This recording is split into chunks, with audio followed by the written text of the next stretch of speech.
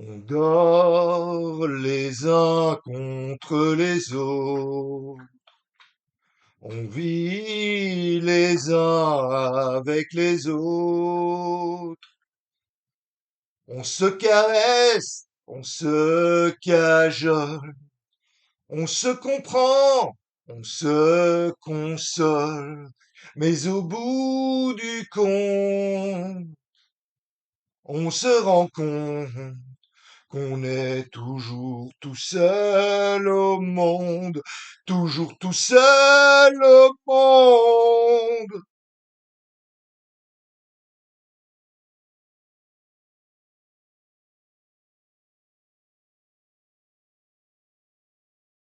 Intro sur les années 70, le contexte historique. Les années 70 sonnent le glas de l'insouciance des Trente Glorieuses avec la guerre du Vietnam et les chocs pétroliers qui plongent l'Occident dans une longue crise économique. Cette période d'incertitude et de remise en question pousse la société à se réinventer à travers la recherche de liberté et d'expression individuelle.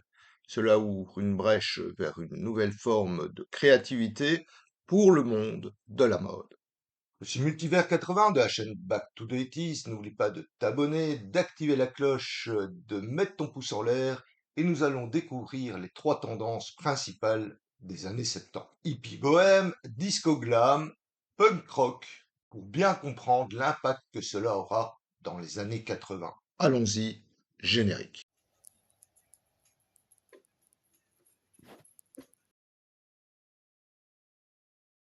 L'impact des médias, l'impact des magazines, le développement de grands centres industriels textiles adossés à un réseau logistique puissant a permis la diffusion massive des premiers catalogues de vêtements. Grâce à la vente par correspondance avec des catalogues tels que La Redoute, Les Trois Suisses ou encore Fil d'Art. Des milliers de foyers, bien avant l'ère d'Internet, les recevaient et on les feuilletait en famille pour les fêtes ou la rentrée. Les magazines de mode ont simplifié les goûts et tendances pour proposer une véritable vitrine de la mode au niveau national.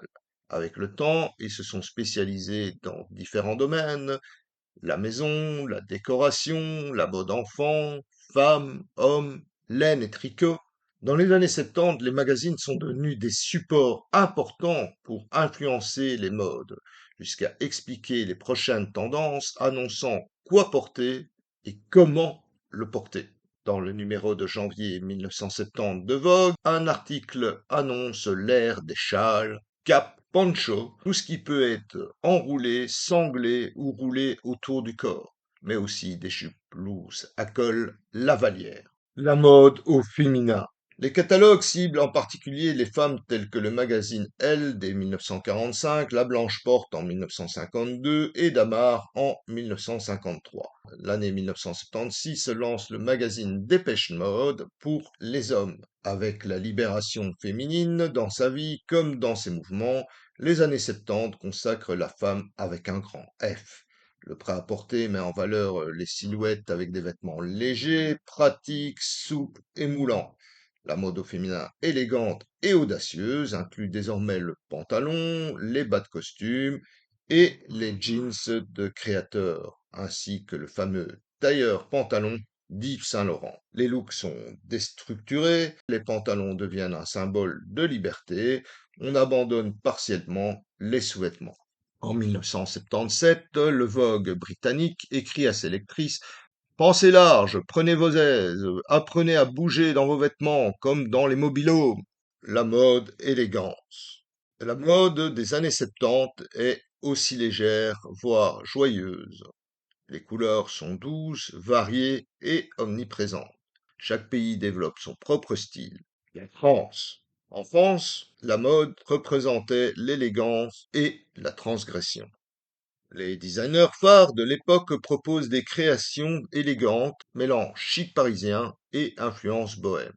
Des collections dans les tons cuivrés, bruns, beige et moutarde. Exemple, Yves Saint-Laurent avec sa collection du scandale tailleur-pantalon. En évidence une mode rétro, aussi par goût, parce qu'il y avait aussi s'habiller aux puces, c'était à l'époque, je pense aussi un acte un petit peu de position et de dissidence. C'était être plus jeune.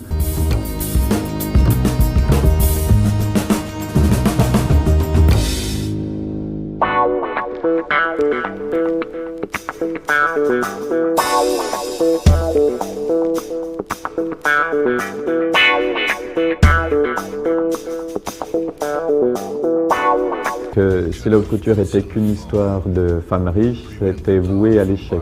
C'est une collection jeune qui était faite pour les femmes jeunes. D'ailleurs, les clientes qui avaient vécu elles-mêmes l'occupation n'ont pas voulu se rhabiller comme ça. C'est que leurs filles qui ont voulu s'habiller comme ça. Il y a un article qui a bien marché, c'est-à-dire que toutes les filles de ces clientes qui ont banni cette collection, elles... And my Sunday rest, my moon, my midnight, my talk, my song. I thought that love would last forever. I was wrong. Stars are not wanted now. Put out everyone. Pack up the moon and dismantle the sun. Pour away the ocean. Elle a choqué avec ses vêtements, point. Il y avait 6 mannequins, pas davantage, qui faisaient les essayages et les habillages en coulisses. Aujourd'hui, ils veulent tous une cabine de 30 filles qui portent un seul modèle. Il n'y avait pas de musique, c'était dans les salons de la rue Spontigny, c'est-à-dire toujours avec le même décor, les mêmes chaises. Donc il y avait, en termes d'équipe...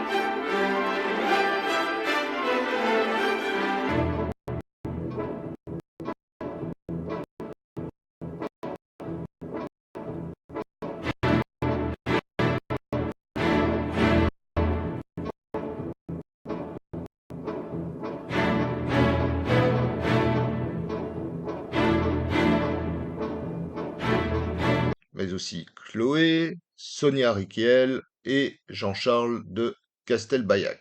Les acteurs et actrices influents ont popularisé des tenues élégantes et décontractées selon leurs images. Pour l'élégance, on avait des icônes comme Catherine Deneuve, qui incarne une sophistication sobre et structurée, tandis qu'Alain Delon impose un style masculin, minimaliste, trouve l'allure romantique et dansante chez Yves Montand, Jean-Pierre Cassel ou encore Romy Schneider. Pour l'audace, l'élégance brute chez Gérard Depardieu et les tenues d'aventurier pour Jean-Paul Belmondo ont marqué les esprits. Vous allez la laisser tranquille et partir très vite.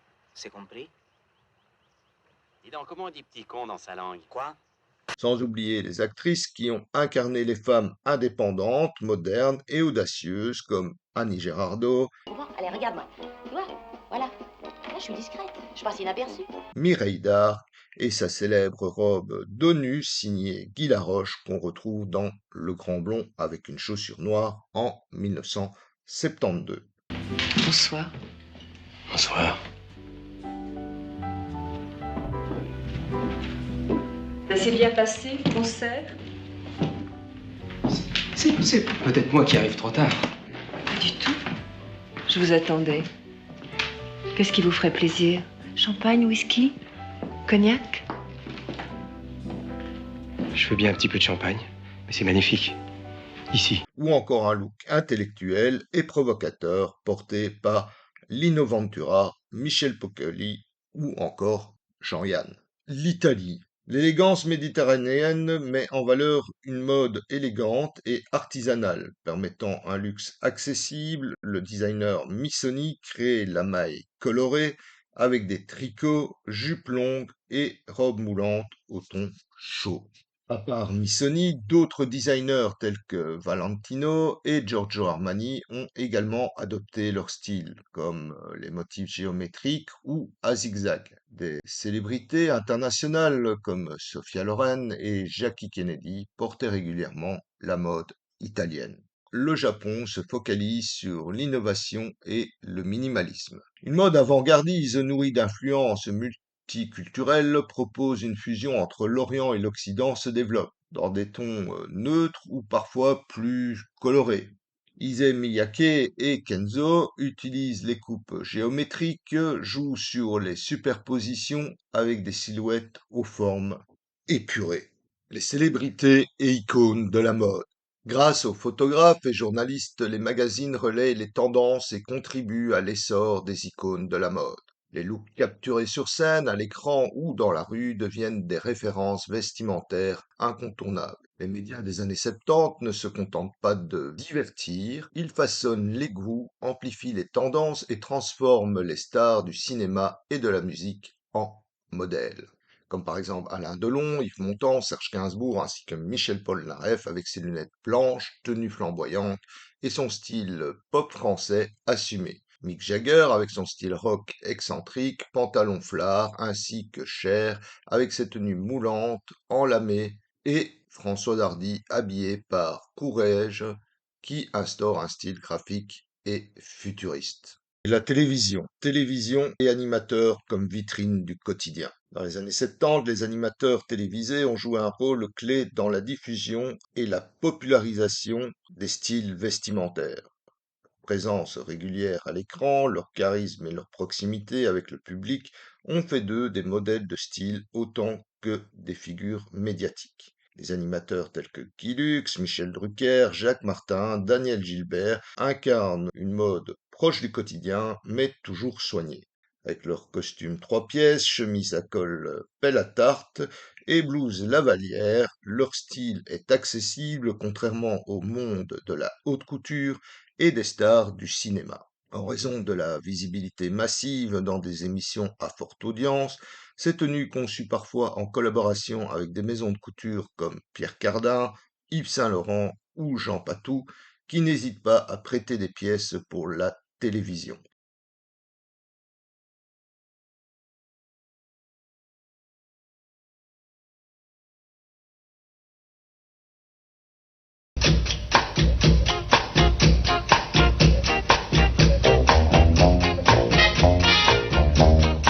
Les téléspectateurs s'inspirent des looks vus à la télé comme sur les animateurs et journalistes, comme par exemple Dorothée, Denise Fabre.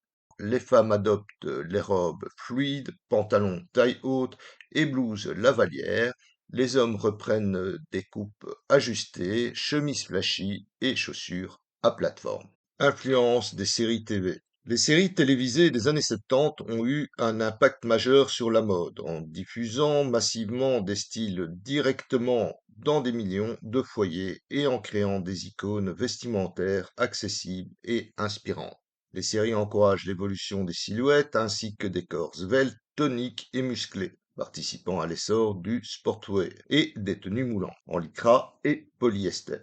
Les nouvelles tendances sont reprises dans des catalogues, les séries deviennent des vitrines pour le disco, le glam ou le bohème. Voici comment elles ont démocratisé la mode et influencé les tendances. Séries cultes et styles emblématiques. Pour retrouver des tenues glam et sportswear aux combinaisons moulantes, chemises cintrées et pantalons taille haute comme dans Les Drôles de Dames, Charlie's Angel. Ou un look urbain et cool, veste en cuir, basket montante, jeans pas de def à la Starsky Hutch. Un contraste saisissant avec les robes glamour et épaulettes de Dallas et Dynasty. Certains acteurs deviennent des modèles de style. Linda Carter interprète Wonder Woman, super-héroïne avec bustier, bottes rouges, mode pop. Stephanie Power et Richard Wagner qui ont interprété Jennifer et Jonathan Hart dans L'amour du risque. L'actrice Farrah Fawcett était connue pour ses t-shirts ajustés, ses jeans taille haute et sa coiffure dégradée et filée, emblématique qui faisait d'elle une drôle de dame. Les maisons de couture collaborent avec les stylistes de série pour habiller les stars de petit écran, comme Alston, Stephen Burrow ou encore Pierre Cardin.